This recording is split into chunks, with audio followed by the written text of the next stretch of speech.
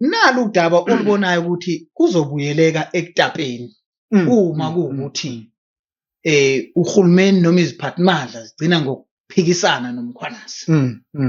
Mhlawumbe ngingakayendlali kakhulu njenganokuthi udaba vele olugcwele all over. Wena nje uwena kuthini ukuphawula kwakho kule nto kaMkhwanazi neziphathimandla nokuthi ufuna ukubopha kwasana olonayo?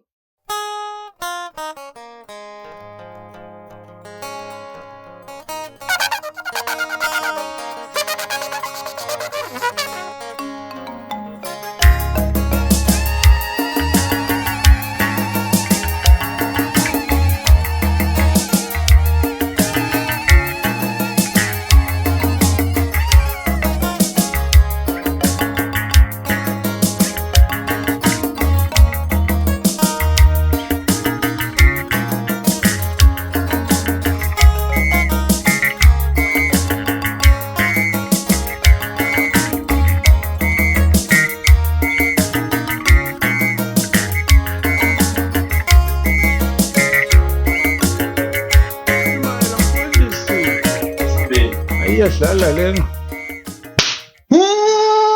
Somjayi umntana womuntu myeka shayi ihlombe akathandi thina uthanda i-podcast. Sikubingelele sikwamukele mbukile indawo ngendawo lapho nibukele khona emakhaya. Siyanibingelela ngaphansi kweGuduza TV Influencer Spotlight. Ubingelela umtshalo ongenamoto umanyano kaZolwenkosi lo mtshali ube umusa ngelasekhaya. Qhamuka phansi le intabeni zaseHluthankulu madoda eJolvet phesheya komkhomazi ibhenanyawo leli ibhaca leli. Awu bafethu MC kaZwelonke. Kanisa kwethu ngibingelela ke ku-podcast namhlanje MC siyishiye eceleni ngoba ke asikho kuma events Nezicathulo ziningi. hayi icathulo ziningi kwethu phansi emakhalibhothini phakathi neviki. Kodwa ke kanisa kwethu angihambi ngedwa namhlanje ngihamba noNkuzimalanga madoda umpoka Jama. Siniphathele ke uhlelo oluhle kakhulu la sithi khona Influencer Spotlight. Ngicela ukuthi ungakhohlwa ukucofoza subscribe lapho. Subscribe kanisa kwethu nisilandele bo siyamcela phela nenze iqiniso. Namhlanje ke ngiphethe umpoka Jama njengoba ngihleli ngimphethe nje. Injani Tshebe? Eshe. Ngakahle hayi no, ngiyaphila mfowethu ngiyabonga ngoba ngazo zombili. Mfowethu, awu madoda nibingelela uye ke uSifiso umpoka Jama ila mama lela ngiqamba lona. Indawo ngakhele lapha eMatatele kwaMakhobe emahlanganeni kunendawo ithenga emahlanganeni Sigodi. Engekho wona amashangana. Akhona ngoba phela kunabantu bakaMathe babizwa ngamashangana lapha kuthini imahlanganeni lesigodi. Ngakhe lapho ke mina kodwa nje inkosi engiphethe uDlamini sibakhulu sikhulekile. Madoda Ibingelela lo ugovuza utshala bensizwa ngomdlalo ziqede ziphuze ngenkani nangakini ngofika ngigovuze ziphuze. Ayisona bathi nje shiqa. Onioni sikhahlela ndesetshebe. Ntshebe mntanami namhlanje ngifuna sithinta udaba olucayi nolusezithebeni kulensuku namhlanje. Injani nda? Mfowethu sibona kuzamazama social media kuzamazama yonke into Facebook, Twitter, TikTok nabo WhatsApp statuses noma ku WhatsApp phela ungena umuntu ofamous ngoba uWhatsApp wami owakho wami. So angeke sithi kunomuntu odumile khona. Kodwa ke sibuka udaba luka baba Mkhwanazi. Inkuzimalanga le phethe amaphoyisa. Hayi suka madoda bathi ayisehla inkunzi. Hayi. Ngiyibona. Nalo udaba olubonayo ukuthi kuzobuyeleka ekutapeni uma kuwukuthi uhulumeni noma iziphathimandla zigcina ngokuphikisana nomkhwanazi. Mhlawumbe ngingakayendlali kakhulu njenganokuthi udaba vele olugcwele all over. Wena nje uwena kuthini ukuphawula kwakho kule nto kaMkhwanazi neziphathimandla nokuthi ufuna ukubopha kwasana olonayo? Ndanami njenganomuntu osamusha ngizosho kanje. Njenganomuntu osamusha sikhathele. And ukukhathala kwethu sekuhambisana nokungakwazi ukubekezela. And ukungakwazi ukubekezela sekuhambisana nokudinwa. Manje ukuthi nje sinalento ukuthi now we know siyazi manje ayisafani nalento engakhula mina ugogo ethi hey fanele mangovota ngivotele umkhonto nekhawu ngoba mangavotela ngaloko umkhonto nekhawu igrant yaphela. Leyo nto le yayinto yakudala. Now that we know ngoba manje sesiyazi ipolitiki ukuthi okokuqala nje makhulunywa ngohulumeni khulunywa ngathi uma kukhulunywa ngezinto esizifunayo uhulumeni azenze sisho izinto esivunwa yithi. Yebo. Manje siyazazi izinto uhulumeni ekumele azenze. Yabo mntanami, siyazazi and futhi siyakwazi ukuthi unawo amandla okuzenza ngendlela futhi esifuna ngayo Hulumeni. okokuqala nje mntanami siqale eqaleni uhulumeni lento ekuthiwa nje uhulumeni ifomeke kukhona amakhosi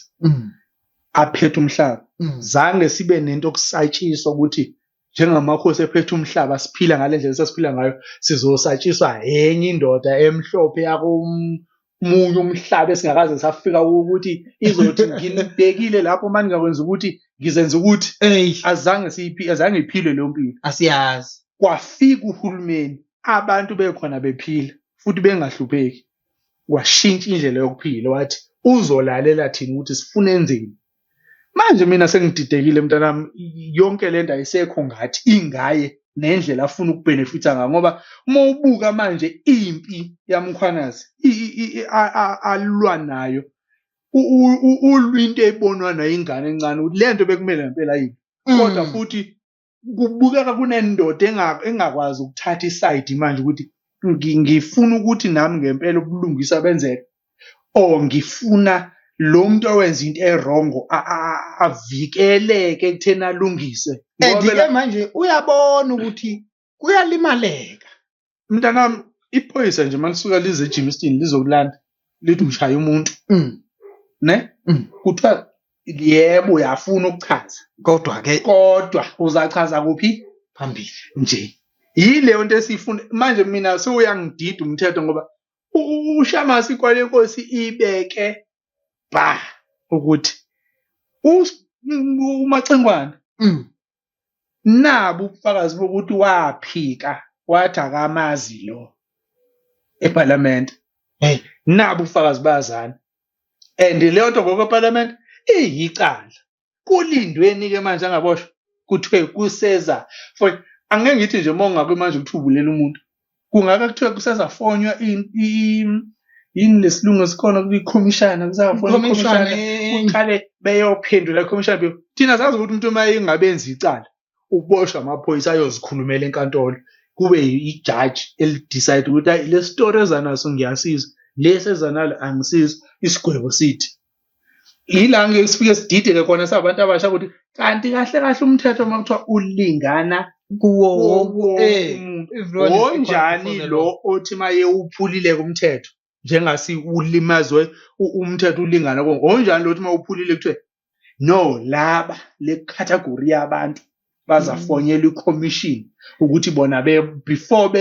beze beye emacourt fanele baqale bayophendula ema-ofisini bephatha amafayili angaka mntanami kokhuluma into engekho leyo nto leyo kanti ihamba kanjani makuhlukane mina mntanami iyangidida leya nto ngoba uma kwakwazi ukuthi kuboshwe uZuma emkhulu kangaka yakhe malala ubani lo munye ongabopheki oyini ngoba uZuma waqala ukufuna ukuboshwe upresident ngoba bemsikaza ngombopho bagcina bembophile ubani lo kucaca ukuthi kufuneka avikeleke yena makufanele aboshwe ngoba eyini kangaka yabona nje mntanami nokuthi uma ngabe abantu bese-South Africa bethi simi nomkhwanazi ake sithi ke mhlambe umkhwanazi urongo umkhwanazi wrong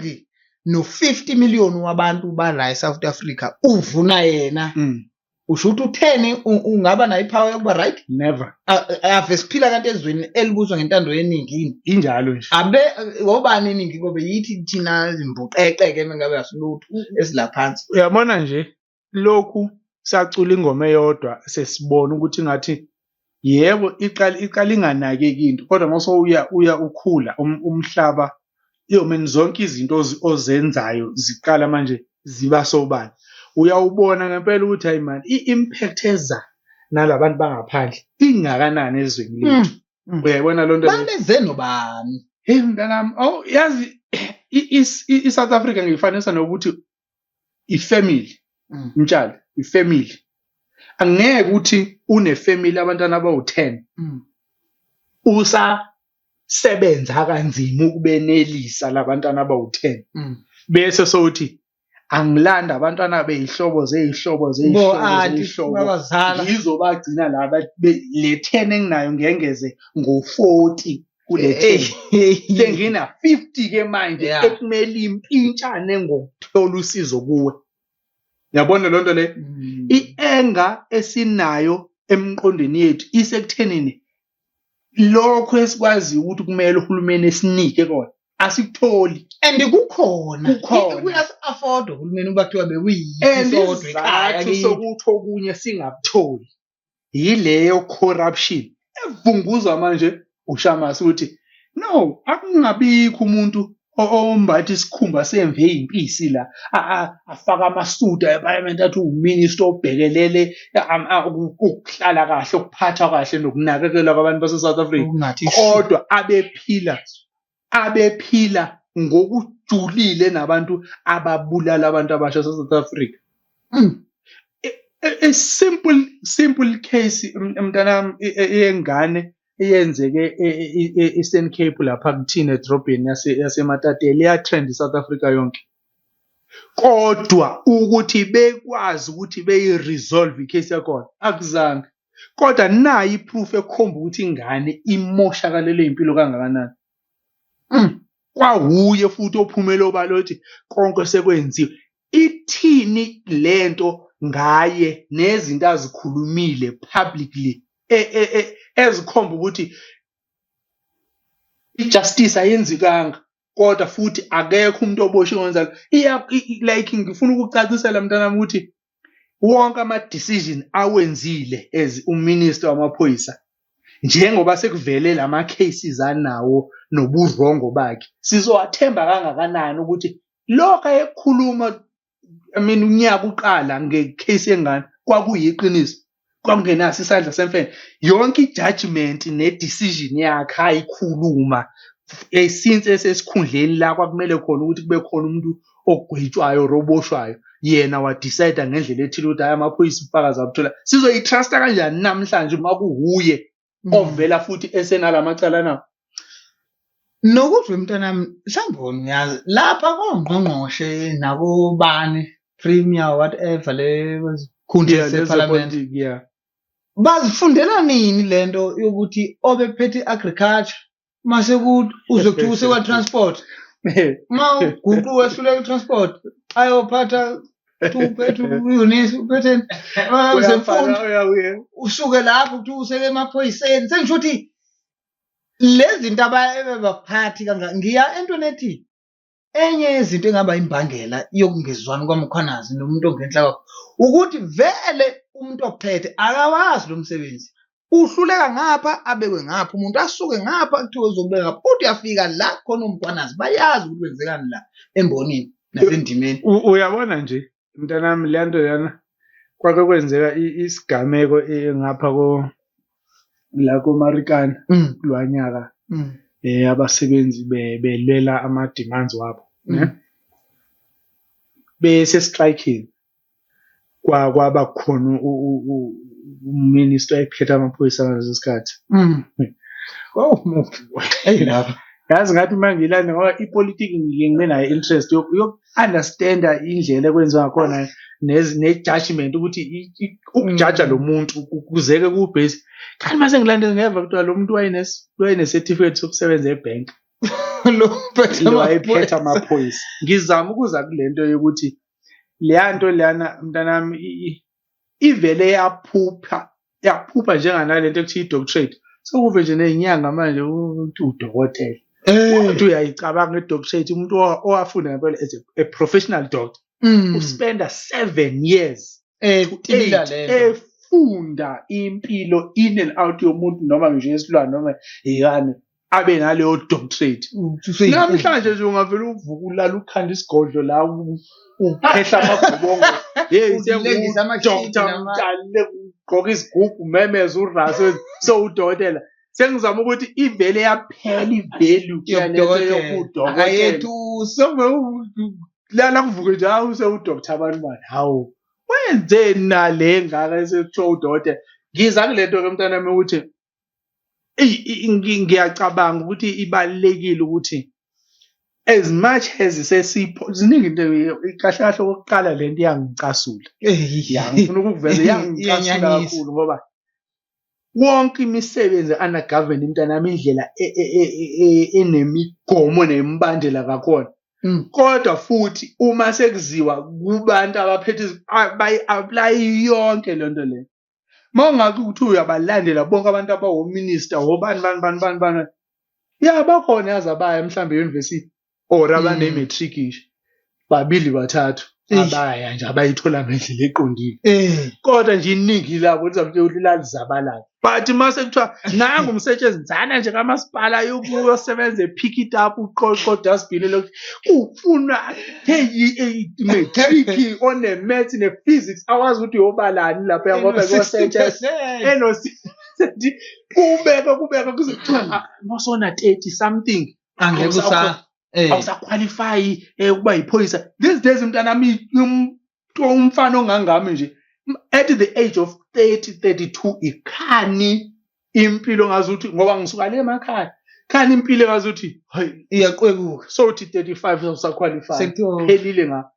kusho bani ikhehle elina 60 into elingafuni lona ukuphuma eliphethe ushukela olubona nje ukuthi I'll understand manje i-vision yabantu abasha abafuna ukwenza ngayo impilo these days ukuthi ithini uthatha ikhehle na 80 something olenza mhlambe uminister of sport li understand ngesport la khehle mawucabanga nje ukuthi khona li understand ukuthi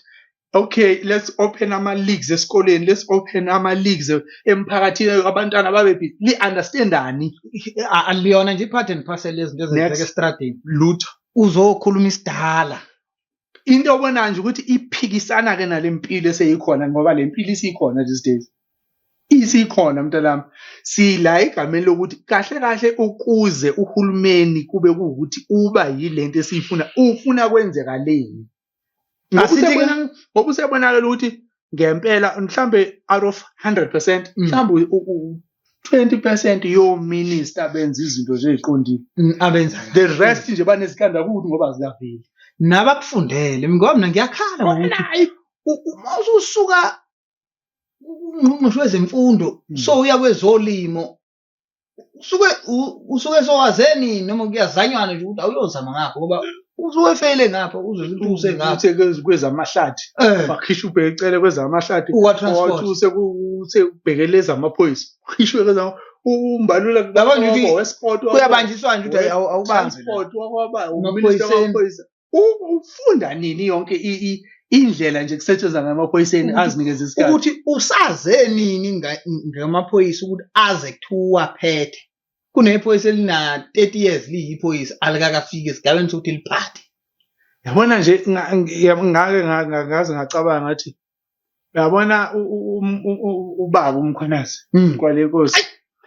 hayi namanje uyibuka yabona futhi noma ngathi abadedelwe ngeke balunge umkhwanazi ukuthi kabi lana umkhwanazi hayi kabi 100% umkhwanazi uyimi nguye ngishoda ngeuniform amaphoyisa ngishoda ngeuniform amaphoyisa futhi ngifuna le amasoja uyambona uyiphoyisa la egazini elingazazi nanomphathi lasephithini siyayikhuluma namhlanje lento umkhwanazi uyadeserve ukuba nebutho ngoba asisafikanga ukuthi siyofunda sigogode siba amaphoyisa aphathi izibhamu ezinkulu sizaqisha la emkhontweni umkhwanazi uyadinga ukuba nebutho lakhe shamase buya ngakuthini ugqisha ukuthi siyadinga ukuthi sifome ibutho lakho manje esizakwaziwa ngokwemthethweni ukuthi leli ibutho chemelo mkhwanazi udede alihlehla alijiki futhi mntanami sisaka umkhwanazi kunodaba lesibili ngifuna ukuzolilinka la ngoba umkhwanazi nalomuntu basebenza into evuna thina ezweni lethu futhi nanjengentsha kunosisi lapha ekuthiwa uJacinta uMangobese Zuma yibo hey mfowethu lwasisi uqale umkhankaso ongaphezulu kakhulu kwakhe isibindi mfethu anaso angazi manje ngibuka ukuthi indlela ekufuna omunye umkhwanazi loya yabona umsebenzi wabo webobabili ngifisa ukuthi yabona njengoba eqale le movement ayiqalayo intoni March and March, yes March and March. leya nto wena mfowethu idinga umuntu wase South Africa nephupho nethemba lokubona iSouth Africa ibuya ebantwini base South Africa ngoba kwamanje ayikho kithi ayikho at all kithi ike ezandleni zabantu abafikayo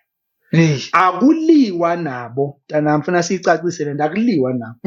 ekucelwayo kibo yiba ngapha waziwe ukuthi ungapha ngendlela right futhi ke mina sengiyayibaka ngibona lento lokuthi akube ne certain number eyaziwayo ukuthi njenge South Africa siwu30 sivumela abantu base Nigeria abawu15 abakwazi ukuthi sithi eSouth Africa siwu30 siphinde sibe nabantu base Nigeria abawu30 eSouth Africa kufuna kube nenumber ekubekiwe ukuthi noma usude applyela manje ivisa iya decline because isenrich number ukuthi nibe ngapha eSouth Africa senibani nakhona funa kube kuba abantu ukuthi hayi ukuthi umuntu ozoginqeka nje esigangeni azi uhambe ntaza nje kwamanye amakhanti mawungena yathi ukuthi ngusifiso kovuza utshwala bensizwa ngomdlwane ngizokwenzani iphinde ibukwe lonto ozoyenza ukuthi asinayoni umuntu ozoyenza hayi lento ukuthi athi umuntu uzothisha la bebangaka abahlele ekhaya bala bani yazi ngalendlela ukuthi bake ubone la ko Facebook bepost ukuthi ngifuniseni umsebenzi mawuthi uyacabanga ngakithi nje mhlawumbe izikole ezikhona eyangazi sikhona eMphoshongweni sikhona eNew Fresh sikhona eSphola sikhona eZondari sikhona kaShen izikolo zinama subject phela izikolo uthisha nothisha ngoba yangaxabalaza athathe 2 3 or 4 subject fana uthisha nje abe ne subject yakhe abe ne case school emnuka lapha ayisaziphethe inkuzi endalo utsawuze kodwa usashintsha sekhona enye ingcwele iyapheka ke leyanqwele ngiyibona ukuthi hayi ibhiza ayo ama% akhuphuka abavela ngayo matric ayisaziphethe inkuzi ithini utsawuze into esasithi hey mener shayile manje sifuna ukudlala ibhola sifuna ukuyemjolisa sesibadala bese sifunda i-high school thina mfana manje sesiqinile kodwa ngizala ekuthelini mntanami kahle iLiam Bidlango waluyasisi udinga nje umuntu wase South Africa owaziyo ukuthi ufunani ngaye ufunani ngeingane zakhe nezakibo unephupho lokubona iSouth Africa injani ngoba eqinisweni izikhala manje lezi engabe sicuphisana kuzo ebuningi bazo ngenxa yecorruption sivala abantu bangaphandle kuphuma ithenda kuthiwe lokulungisa imigwaqo yes kuka bonga umgwaqo la eGoli kwathi kuphuma ithenda lokuthi lo mgwaqo ulungise kabu sekudlise ukuthi sikhaleni sekuve ukuthi ithenda lapho lanikeza ikhampani yabantu bokufika bangale nakhona futhi into yakhona ayikho semthethweni Eastern Cape kwakuyimoyinto eyayekhiwa igcwele abantu bangaphandle abaziwa nokuthi bala futhi kwayelabo bantu lapho yabo yile ama undocumented yonke leyo nto le yabona nje mntanami angifuna uqamba manga iphungu ngoba manje siyabona ukuthi ngendlela abangene ngayo ngecorruption no government wethu corrupted ngakhona thina abantu bala abazi ukuthi kufanele siphile ngendlela eqondile siphushelwa lemuva into engabe siyabenefita kuzona ukuthi hlanhlanhlani man learning ngoba nifuna ukwenza into eziqondile niphushele eceleni kuletha labantu abeza ngoconnection eSouth Africa namhlanje khona umuntu ostruggle ngokuba neID mara abantu bangaphandle bayathola ama-ID namhlanje khona umuntu othi mayiphethwe isifo esithile athi uye clinic afike ukuthi amaphilisi awekho bamnika ama-antibiotic nePanado iPanado sakhona awekho imithi yini i-maximum number yabantu abaya kuma-clinic abangaziwa ngoba phela i-clinic mayakhiwa kulesigodi kuyaziwa kulesigodi ukuthi abantu bakhona uma bebaliwe kulo nyaka bagcina mhlawumbe bewu-30,000 so badeserve ukuba neclinic engaka ezoba necapacity engaka kangaka ngesikisi but manje sebejikile labantu abasekho u-30 sebewu-50 manje kusho ukuthi vele lento bothi ubalethela ukuthi ayibanele ngeke isabanele because manje kufike labantu abafike ngale ndlela abafike ngayo and into ekwatisa kakhulu i-corruption connection laba abantu befika laba ungafika kuye nowazi ukuthi indlu uma ufuna ukuthenga indlu ufuna wenze kufanele ukhulume nobani into ethile uma ufuna ukwenza ukuthi kufanele ukwenze nobani nebefika bavele befike same time bafuna uconnection and uconnection vele lo ugovernment osiphethe osebenza ngawo connection ngoba uyena umongameli osiphethe hey ngicabanga wenzani umongameli ngicabanga koyena mntanami uyabheka isibiza kulento yomthetho sikhuluma nje umthetho ukuthi kanti yahlahla umthetho ume kanjani ngoba ngiyangibona makuveza umthetho kuveza le nto engathi nezintambo namakena lengayo ukuthi futhi uequal isikali ukuthi awutsheli uma angathi uequal ngoba naye walenza icala latholwa lasiwe enkantolo icala ukuthi elakhe lingena nini liqulwa nini uthe omunye umphume yabona umongameli uphethwe yistress ukhohlwe ukugula Tolongile umahliphihliphi umpunga uqaphe udaba kaMkhwazi ufuna kakhulume ukuthi isiphi isinqumo azosithatha njengomnumzana ukuthi akuke kuyashayisana manje balanyulwa kanjani who's wrong who's right yena ngicabanga ukuthi into eshaya umongameli odabeni lomkhwanazi nomchulu ukuthi umuntu oright umkhwanazi kodwa umuntu osondele kuyo umchulu manje thatha iside and isimile sithe sibhekile sithi ubani usaswela iqhinga lokuxokiza ukuthi uzoxokiza kanjani ukuthi yabona i-homework yakhe ukubhayila out umchulu ngoba umkhwanazi vele uright kodwa manje senza kanjani ukuthi umkhwanazi right umchunu angabi senkingeni yona inkinga nayo ke leyanto nanokuthi inkwala yenkosi into evele yabashaya ngayo kuukuthi vele yalithatha udaba yaliphosela iSouth Africa lungasefiwe luhlaza nje lunjalo lithi ba ukhuluma indaba lo sonke ukhuluma ndaba manje siliphethe futhi ipuzzle yavele yahlangana yaphakama iLimpopo ngale ngo-CIC wama wathi umkhwanazi sihuye uyithi nathi sisho njalo sithi umkhwanazi uhuye sihuye nathi uyithi waqina wathi angeke ngishintshe isupport yami yonke ngiyumongameli i-FF ngiyamnika manje vele amaqembu aphikisayo ku-GNU amenje acupha isikhala abhekile ukuthi i-decision making yakhe umphathi wesizwe izoma ngakuphi ngoba phela bona uma uform icabinet uyayifoma icabinet based ekuthenini obana bebengisekela kuze kuzofika la ngithenini ngithole i-second term as umongameli or i-first term ngayithola ngisekelwa obani njengobona uke ngene omnye umongameli ashone phasi omnye uminister kuthi mase ngene omnye umongameli bese kubuyisa njenganayo amacingwane nje kuye wathi kungazi ukuthi kuphelile ngako politics ukuthi amakuphatha le nkuzi malanga le wavele sewuminister hey kanti isaphila le nkuzi yaphila kwabese kwathi kwabe esekulesikhundla samaphoyisa futhi ubebukeka yazi ngempela abantu bepolitiki mntanami ba ama professional actors umbuka umuntu evele la TV umbhek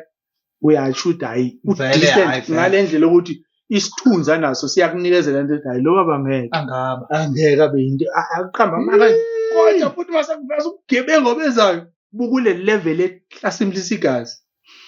mbukeli lapha ekhaya uzwa le ndaba sizixuba kanje ukuthi mawubuka udaba likaMkhwanazi ubuka udaba likaMangobese Zuma uJacinta I think ibizwa kanjalo izinto abazenzayo kule insuku izinto ezifunwa yithi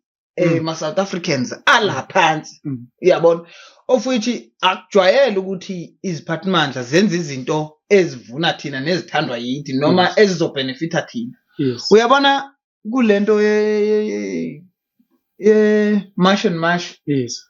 mfethu leyanto ngiyafisa ukuthi insizwa ngobunsizwa amabutho kubanjiswane ukuthi ngempela leyanto ake yithi ukuphumelela uyazi ukuthi iyangixaka mina leyanto ngoba labantu bangaphandle bamandla ngokugwaza kodwa bathi basuswa ukuhlupheka nendlala lapho ukuthi Le mali abakhwaza ngayo yini bangenzi into abangazenza ngale le ngila abazidayisayo nobhavu azidingeki yini ngasemakubo bona uyabona kwaphela manje kugcina sekungazathi kuthiwa hayi ama-South Africans ayavilapha usivilapha phezweni lethu ngoba akukona siyavilapha bona banokudayisa into enye nje nathi sinazo izinto esizenzayo lo nami ngingasuka la ngiyodayisa imbadada le abanazo akubona bavilapha abazazi imbadada so thina eSouth Africa ne mntanami eSouth Africa sabantu bekholelwa ukwenza izinto ngendlela eqondile uma uphuma endlini ukuthi ngiyofuna impuphu noshukela namafutha uyazi kumele uye eshop eqondile you understand ingasi ukuthi uyakoyiphi shop lezi ezikhona ko Checkers Shoprite Boxer whatever Spar uya eshop ethilungi nje uyothenga eshop eshop uyazi ukuthi kunodadweni nomfowenu osebenza khona bani ocleaner khona leyo 100 rand oyespend eshop iwusizo kubo njengobondle manje uma uphuma endlini uthi ufuna ukuya eshop uyothenga nje impuphu uzodlula izitolo ezingakanani ezidayisa le mpuphu la kungamele ukuthi ngabe zikhona lezi zitolo number 1 number 2 iphase kangakanani lento abayidayisa ngoba sike saba nenkinga nje yama snacks aqedayo ngeingane ezikolweni lento leyo njengoba uyithenga lana nje umama ubaba la uthenga ama snacks ubuya nayo endlini adle ingane zibulala ingane sabantu thina bebenza izinto ngokuqondile we know ukuthi uma ngawufuna into ethile fanele endaweni ethile ayizange sihluphe azange sike sicomplain ku government ukuthi hey mhlambi izitolo zikude or akukaze kwenzeke lokho yebo ngoba sebevele bakubeka la phambi kwethu bese kukho ukuthi hayi nayi into seyiseduze nangu utamati la ecatini ngithenga utamati ngibuye endlini ngipheka kodwa manje ngendlela esekuba uningi ngakhona sesifila ngathi siya crowdeka kakhulu lokho ukuthi ispace sokuphila nje egoli nje manje mangathi egoli hayi mntanami liphelile igoli libolile phihli kubolile yonke igoli kubeli kapa ngathi ungafaka isifonyo uma uhamba kogoli ngoba manje umoya nje uphefumula khona hey kanti umuke waficana nabo emotweni laba angibazi ukuthi abantu banjani kunenye indlela nje banestina man kodwa ke mbukeli lapho ekhaya kwi-comment section uzosishiyela ukuphawula kwakho nawe ngelinye ilanga siyafisa ukuthi uphawule ube futhi khona la ngaphambili ukuzohlomula nje nokushiya umbono wakho in public ukuthi kuthini ukuzizwa kwakho indlela uhulumeni operator ngayo regarding indaba yabantu bangaphandle nokugcwala kwabo la bengenawo amaphepha ngoba into esiyikhalela bagcwele kangaka nje abana maphepha simhulumeni ukade suka bethi si overpopulated yet bazi kahle ukuthi yini edala siba overpopulated yini kungake kube nohlelo oluthi uyazi ukuthi makuthiwe eclassini ningeke nagcwala nathi naba i disorder uthi shuka athi hayi kumani ngizonihlalisa kahle yabona ukuthi uzothi bani hlala la gcwala le class kiwa kwelinye ngiya entweni ethi yini angathi ake nigoduke sizonibiza according to ukubukeka ukuthi kwabafuna ukuza la uzanane zosiza khona bakho yebo ukuthi awungasisebenzisi into ekhona isiphi leskill osilethayo esingenaso ngoba lento yokuza ngokuhalela nje manje lento ukuthi manje unomuntu oweldayo owelda insimbi eSouth Africa ofundile wherever la ifunda khona owazi ukuthi njengoba nginele certificate fanele umtshali kukampani yakhe mayengiqasha angibhadale kangaka because ngiyazi ukuthi ngifunde kangaka mina ngiyabona bese sekufika umuntu othi ngiyayazi lento kuyenza kodwa I'm willing to take whatever unginikeza yona vele umtshali option yakhe izaba ukuthatha lo ozobenzela imali ngama cost aphansi they understand lento then lo ongenalo elinye ikhaya ngaphandle kwaleli uqala kanjalo kusefara yabona mntanami ngise ngibuke mina ngithi lento isidinga ukuthi abantu base South Africa bayeke ukubukana ngobuhlanga kwesinye isikhathi iyadinga lento ukuthi sike sibe eceleni lokuthi umZulu umXhosa umpedi umtsonga whatever le oyiyo yabo ke kuhlala phansi kubheka ukuthi as long as wase South Africa now sesinabo abantu eqhulwini esibabonayo ukuthi indlela bevele benza ngayo izinto baphumela obala laba abantu bayasinikeza into ethi uma ukuthi le ndlela abayihambayo uhulumeni engabakhandela uviora athele inhlabathi ephalishini labo ngendlela thizeni labo bantu labo South Africa nezwi nomsindo wethu fanele sibatshele sithi kokulandelayo makuvota kufanele sinibone ku ballot paper and ke ngelethu ivote singakhonjwanga ngamne singakhonjwanga sibaba sizonithatha sinibeke phakathi esihlalweni sokuthi kudluzani laba bebekhona abangasilaleli niphathe yazi kulesikhathi nje kuleminyaka nje lesesikuyo ayikho into engijabulisa njengokuthi abantu abasha sebeya understand ipower abanayo when it comes to voting. Uma kuzwa nje lapho siyanquma thatha indoda ebeyizazi ukuthi isiqhwaga for 30 years sichophise nenye indoda efikayo sithi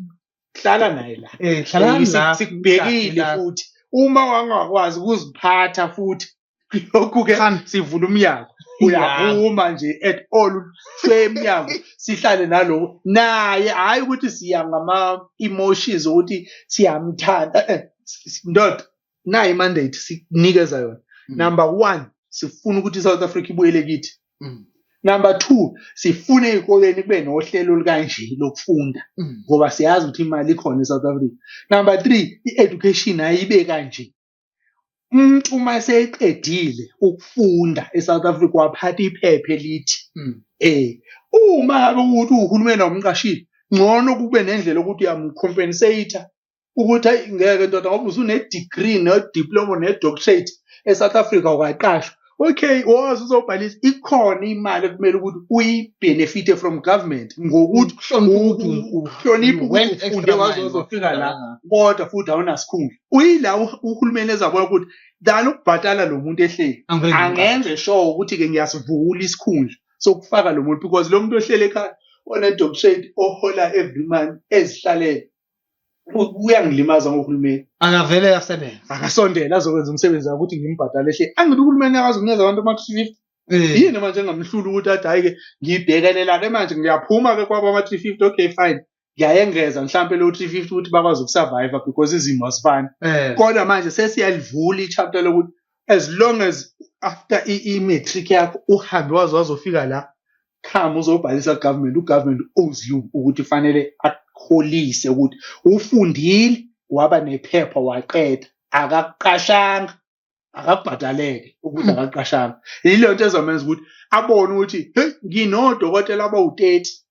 Eastern Cape abaholela nje ukuthi bahleli angenze sure ukuthi iclinic neclinic ayibe nodokotela nje wazi ukuthi kuno doctor bani oseclinic ethile no doctor bani clinic ethile no doctor bani yes bakhona ama nurse kodwa udoctor ukhona la okuyena oneyibheka impilo yomuntu ukuthi sengcuphe ngachata le ayihambi esibhedlela uyibona lo nto mntana no izwakala kahle kakhulu mntanami sizoshawa isikhathi kodwa kunodaba ohlephule kulona oluyisihloko sangelinye ilanga ngoba ngiyofisa sithi kungena deep udaba mawukhuluma ngodaba lezemfundo ngoba kunalendlela esekufundwa ngayo manje ingane isiwa esikoleni ibuya nomsebenzi owenza ekhaya yavusa umningi umsebenzi obuya nengane hey yabo le yanto igcina ngazathi sesifunda bayaphoqa ukuthi abazali ababe ingxenye abasaleke manje ubona ngathi othisha sonke ngoba ingane isuka la esikoleni shothi ngisuka iyo-order i-homework ibuye izoyenza nami la loya okwakhe ukufike athi ibe right noma ibe wrong yini utholani umzali ngale msebenzi ongakwazi insuku utholani mfethu ngoba khona abe nedatha or abe ne-wifi endlini yes abe ne-information athina it's either ukuyenza yana nje lo uvela athi nizofunda kupage bani nayi into assignment engaka assignment kumele enganeni ibuye ingane ize nalento lana sekumele kube uwe manje angeke mina angazi mina uyofundiswa uma wakhe ayingeka hayi uma wakho live emaphepheni ake Udaba longelinye ilanga lolo mfowethu. Kodwa ke nje mfowethu ngibonga kakhulu mfana kithi. Ngicabanga ukuthi sidle amaningi esakeni naye umbukeli lapha ekhaya kwindawo ngendawo lapho nibukele khona ningakhohlwa ukusubscribe ngani zakwethu. Kuduza TV Influencer Spotlight la sikubambe khona. Ngaphambi kokuthi siphume mfowethu, mhlambe angathini nje wakho wokusonga kuyo yonke lento yomkhwanazi yoJacinta ebesiyiphethe. Elami lokusonga nje mfowethu kule nkulumo esiyikhuluma. Abantu base South Africa bayazi South Africa belonga kibo. And bangawadoubt amandla banawo to make iSouth Africa belong kibo. Ngaba yiphina kakade indlela ocabanga ukuthi i-right ukuthi isebenze ukuthi uhulumeni lo oyithi enze lento efunwa yithi singazingabaza amandla ethu bafowethu kuse-eli kakhulu lento singayenza yenzeke lesiyibona ukuthi hey ayihambi ke kahle lokho yazi ke ngathi ngihamba la endleleni mfowethu siza nje sigibela imoto uthi omnye mfowethu emotweni hey kodwa bafowethu ave ingekho right lento eyenziwa uhulumeni ngo-connection buka izindlu zama-RDP ne zakhiwa abantu base-South Africa kusuka abantu abanama-bond bazothenga izitandi la kwekho khona ama-RDP bekha ama-room. Why umuntu onomuzi ezayovala isikhala somuntu kumele athole RDP from government athenga indawo ukwakha amaroom uwenzela lo muntu ke manje obekumele benefit iRDP ukuthi akarente kuye uyayibona lonto le ukuthi manje ayibalansa kahle kahle bekumele ukuthi ibe khona nje ukuthi uma sewunayo indlu ke mthala eGoli nawe uyafuna amaroom wakhe kwakho kuleyo ndlu yakho uhlale nabaqashi kuwe so that lesi sinye space sizotholwa umunye umuntu ungagxamalazi manje ukuthi wena usufuna ukuya umngamelo sunezindawo zamaroom ezu-15 uhleli wena bangapha abantu abashota indawo ukuhlala awuhlali nakhona wena ngoba ufuna ukwenza imali ngabantu uyayibona lonto leyo so ziningi bafethu into ekumele sizibuke ezenzeka ku-government esingayithandi kodwa sinayo futhi amandla ukuthi siyijike ngevoti lethu ngisasho namanje amandla sinawo bafowethu bekukuningi besikuphethe namhlanje siyabonga ukuthi sihlale sonke sengibhekekela kithi njengabe ngishilo nasekuqaleni ngathi ngumfana obangazindawo yile basi phela kithi-ke ematatiyele kwamakhoba lapha ezondari isigodi hawu suka madoda umakhelwane wami umfahla mina ngakhelene nenkunzi ezalwa lapha ebukhosini ngapha phezulu uDlamini siphethwe uDlamini ngakhelene noDlamini okusho ukuthi nje usesandleni okugcina kanti kwethu sibonge kakhulu uyahamba umfowakhuduza sitimela samalahle siyathutha nathi manje sibikelele ezindlini ngani zakwethu kube mnandi kakhulu sinani ngizocela nje ukuthi ungakhohlwa ukucofa uzosubscribe lapho uphindule lokusilandela ngoba ngelinye ilanga kuzobe kuhleli wena noma umakhelwane wakho la ngoba ke siyithatha lento siyiletha kubantu siyiletha ekuhlaleni ngani zakwethu bonga ithuba bonke